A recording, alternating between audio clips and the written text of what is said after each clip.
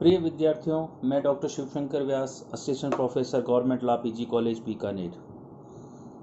आज LLB first year की class professional ethics, lawyers accountability and bar bench relations, वृत्तिक आचार, अधिवक्ता की जवाबदेही एवं बार बेंच संबंध, ये हमारा पेपर है। और आज से हम एक नया टॉपिक शुरू कर रहे हैं, एडवोकेट्स ड्यूटी टूवर्ड्स कोर्ट, अधिवक्ता के न्यायालय के प्रति कर्तव्य। जैसा कि आपको पेपर के सब्जेक्ट का जो हम नाम अभी मैंने लिया, लॉयर्स अकाउंटेबिलिटी,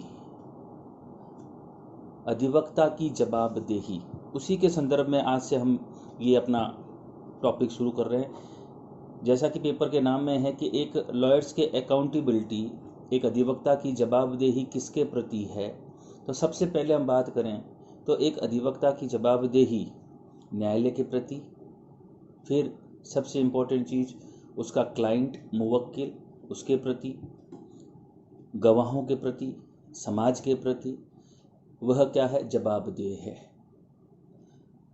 हमने बात की थी कि हमारा पेपर है वृत्तिक आचार, प्रोफेशनल इथिक्स, और आगे चलकर हम पढ़ेंगे प्रोफेशनल मिसकंडक्ट। तो आपको ये ध्यान में रखना होगा कि जिन जिन ड्यूटीज़ की हम यहाँ पर बात करेंगे, एडवोकेट के कर्तव्यों की जो बात हम करेंगे, न्यायालय के प्रति कर्तव्य या मुवक्किल के प्रति कर्तव्य, गवाहों के प्रति कर्तव्य, साथ ही अधिवक्ता के प्रति कर्तव्य, उन सब किए जाने वाले कर्तव्यों के विरुद्ध अगर वो कार्य करता है तो वह उसका प्रोफेशनल मिसकंडक्ट, वृत्तिक आचार की जगह वह क्या कहला जाएगा, वृत्तिक अवचार, वृत्तिक अवचार प्रोफेशनल मिसकंडक्ट का दोषी होगा। इसी कड़ी में आज हम सबसे पहले जो बात शुरू कर रहे हैं वह है एक अधिवक्ता के न्यायालय के प्रति क्या क्या कर्तव्य हैं। Advocates duty towards court. अधिवक्ता अधिनियम, advocate act 1961, section 49 clause 1 clause C के अधीन bar council of India rules 1976, यानी कि एडवोकेट एक्ट 1961 जो बना है उसका सेक्शन 49 क्लोज 1 क्लोज सी के अधीन bar council of India rules बने 1976, और उसके चैप्टर 2 के सेक्शन 1 में नियम 1 से लेके नियम 10 अधिवक्ता के न्यायालय के प्रति कर्तव्यों का उल्लेख करता है, या उन कर्तव्यों को सूचीबद्ध करता है जो एक अधिवक्ता के न्यायालय के प्रति दिए गए हैं।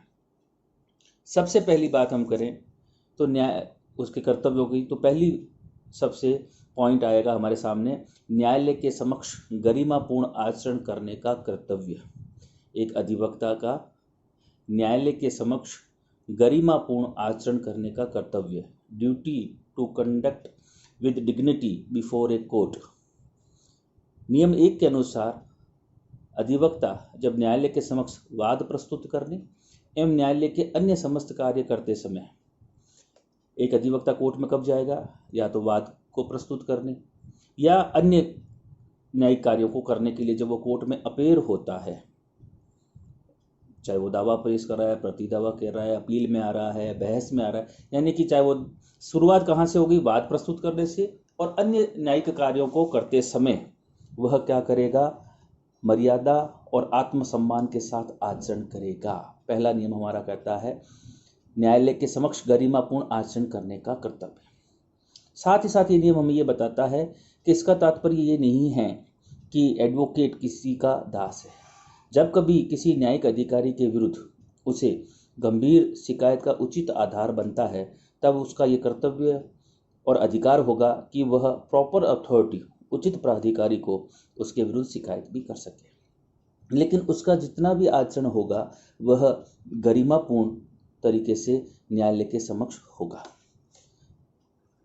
कर्तव्य नंबर 2, न्यायालय की डिग्निटी को बनाए रखने का कर्तव्य, न्यायालय की गरिमा को बनाए रखने का कर्तव्य, duty to maintain dignity of the court.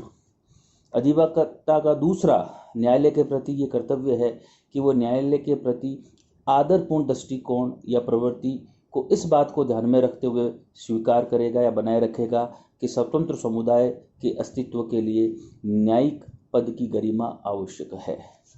वर्तमान समय में हम देख रहे हैं कि न्यायालय की गरिमा और न्यायालय पर ही विश्वास के साथ आज हम सारे काम कर रहे हैं। तो अधिवक्ता की ये ड्यूटी बनती है कि वह न्यायालय के समक्ष गरिमा को बनाए रखे। कर्तव्य नंबर 3, न्यायालय के निर्णय को गैर कानूनी या अनुचित साधनों से प्रभावित न करने का कर्तव्य है। Duty not to influence the decision of a court by any illegal और इम्प्रॉपर मीन्स।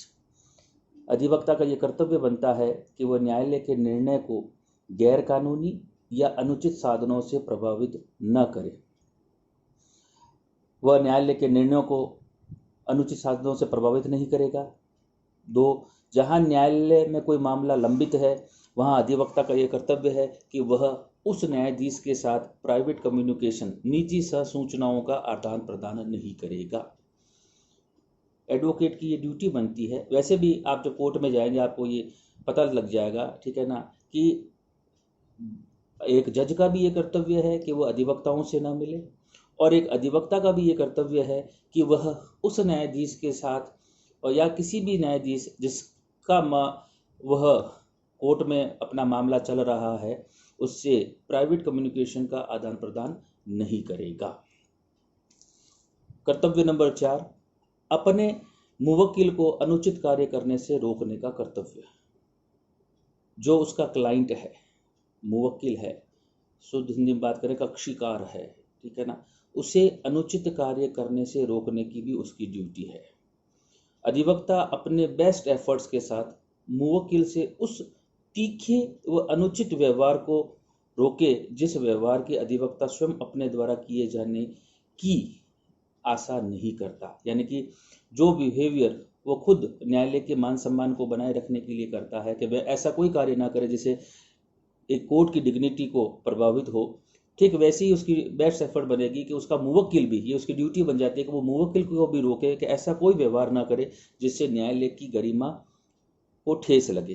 अर्थात वो उसे इस बात का ध्यान रखे कि उसका मुवक्किल न्यायालय, प्रतिपक्षी सलाहकार व पक्षकारों के साथ ऐसा व्यवहार ना करे जैसा स्वयं अधिवक्ता द्वारा किए जाने की आशा नहीं की जाती। फिर हम बात करें कि अधिवक्ता का कर्तव्य है कि वह ऐसे मुवक्किल का प्रतिनिधित्व न करे जो उसे आपत्तिजनक आचरण करने के लिए बाध्य करता है।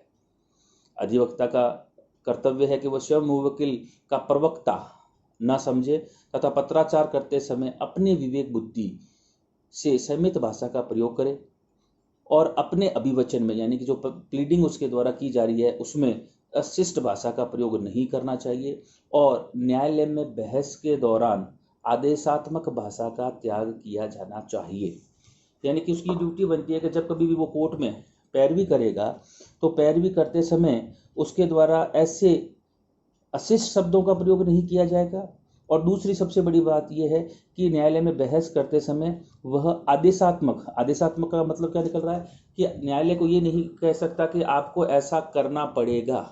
उसकी जो भाषा होगी, उसका जो बिहेवियर होगा, वह क्या होगा, मैं न्यायालय से ये निवेदन करता हूं कि मेरे पक्षकार के पक्ष में निर्णय दिया जाए, लेकिन देना पड़ेगा, ऐसे शब्दों का इस्तेमाल उसके द्वारा नहीं किया जाएगा। और न ही वह क्या होगा, स्पोक्समैन नहीं होगा।